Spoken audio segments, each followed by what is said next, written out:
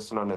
Right, ఇదే విషయంపై ఒకసారి దర్శన్ గారి దగ్గర వెళ్దాం. దర్శన్ గారు, I think that you have a good network right now, isn't it? Yes sir, yes sir. అయితే ఇప్పుడు ప్రస్తుతం ఏదైతే ఉన్నదో విద్యాశాఖ సీఎం రేవంత్ రెడ్డి గారి దగ్గరనే ఉన్నది, హోంశాఖ రేవంత్ రెడ్డి గారి దగ్గరనే ఉన్నది. అయితే ఈ రెండు శాఖలు తన దగ్గరనే ఉన్నాయి కాబట్టి తన చొరవ తీసుకుంటే ఈరోజు ఖచ్చితంగా ఈ విషయంపై ఒక దృష్టి సారిస్తే మాత్రం దీనికి సంబంధించిన కట్టుదిట్టమైన చర్యలు తీసుకుంటే దీన్ని ఆపే ఆయనకు ఆవశ్యకత ఖచ్చితంగా ఉన్నది. కానీ ఆయన తీసుకుంటే లేరని మీరు భావిస్తున్నారా? మీరు దీన్ని ఎలా స్పందిస్తారని?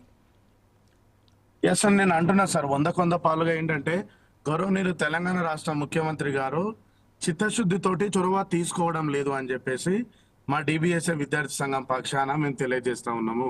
ఇప్పుడు అంత చిత్తశుద్ధి ఉంటే బెట్టింగ్ యాప్లను ఎందుకు రద్దు చేయకూడదు సార్?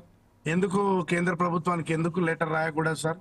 రాష్ట్రంలో అనేక బెట్టింగ్ యాప్స్ వస్తూ ఉన్నాయి. లోన్లు ఇస్తాము అని చెప్పేసి, లోన్లు తీసుకోబడతాయి అని చెప్పేసి, ఇట్లాంటి యాప్స్ ని రాష్ట్ర ప్రభుత్వంలో ఇంత పెద్ద నెట్వర్క్, ఇంత పెద్ద కల్చర్, ఇంత పెద్ద ఈ కల్చర్ ని దెబ్బతీసే విధంగా ఈరోజు విద్యార్థులు ముఖ్యంగా సార్ నేను చెప్తున్నా, ఒక Osmania university PhD research scholars గా నేను చెప్తున్నా, ఈరోజు రాష్ట్రంలో అనేక విద్యార్థులకు చదువుకోవడానికి స్కాలర్షిప్స్ లేవు. 8,000 కోట్ల రూపాయలు ఈరోజు ఇంకా కూడా బకాయిలు ఉన్నాయి, ఫీజు రియంబర్స్మెంట్స్ రావట్లేదు. మరి నేను అడుగుతున్నా సార్, ఈ సందర్భంగా విద్యార్థులకు అటు ఫీజు రియంబర్స్మెంట్ రాకపోవడంతో ఈ బెట్టింగ్ యాప్ల ద్వారా కొంతమంది చదువుకున్న విద్యార్థులు ఏం చేస్తున్నారు, ఇంటర్మీడియట్ స్థాయి నుంచి ఈరోజు డిగ్రీ వరకు కావచ్చు, ఇంజనీరింగ్ విద్యార్థులు, ఫార్మసీ కావచ్చు, వీళ్ళందరూ కూడా బెట్టింగ్ యాప్ల దగ్గరికి వెళ్ళి ఈజీగా మనీ సంపాదించుకోవచ్చు అనే ఆలోచనతో ఉన్నారు. ఇట్లాంటి ఈ ఆలోచన రావడం చాలా దుర్మార్గం. దీని ద్వారా ఏం జరుగుతుంది అంటే సార్, నేను ఒకటి చెప్తా. ఏంటి అంటే సార్, దేశ భవిష్యత్తు అనేటువంటిది, దేశ భవిష్యత్తు ఒక తరగతి గతిలో ఉంటది సార్. అయితే మరి ఈ దేశాన్ని నాశనం చేయాలి అని అంటే పెద్ద పెద్ద మిసైల్స్, పెద్ద పెద్ద బాంబులు వేస్తే దేశం నాశనం కాదు సార్. దేశం నాశనం కావాలంటే ఏం జరుగుతుంది అంటే క్వాలిటీ ఆఫ్ ఎడ్యుకేషన్ లేకుండా చేయడం అనమాట. అంటే ఒక చీటింగ్ కొట్టి ఒక విద్యార్థి డాక్టర్ అయ్యిండు అనుకోండి, ఆయనే ఒక డాక్టర్ అయితే తను ఏదైతే రోగులకు ఎట్లాంటి వైద్యాన్ని అందిస్తాడు? చీటింగ్ కొట్టి ఒక ఇంజనీర్ అయ్యిండు అనుకోండి, ఒక క్వాలిటీ ఆఫ్ బిల్డింగ్స్ నిర్మించలేడు.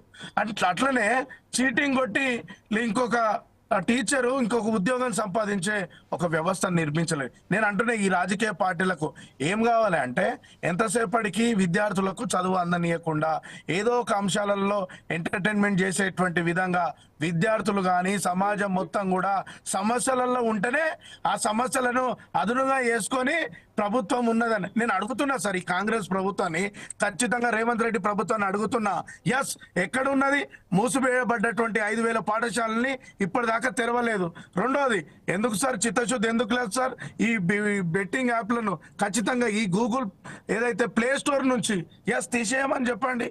ఎందుకు వస్తాయి సార్ ప్లే స్టోర్ నుంచి?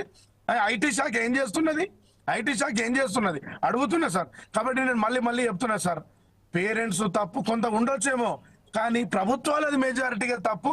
ప్రభుత్వాలు నిద్రపోతున్నారా? ఇంత పెద్ద వ్యవస్థ జరుగుతుంటే వాళ్ళు ఎట్లా ప్రమోట్ చేస్తారు? బయటకు వచ్చి ఓటింగ్ ఒక్క నిమిషం సార్. బ్రదర్, ఈ మీరు మిత్రుడు అంటున్నారు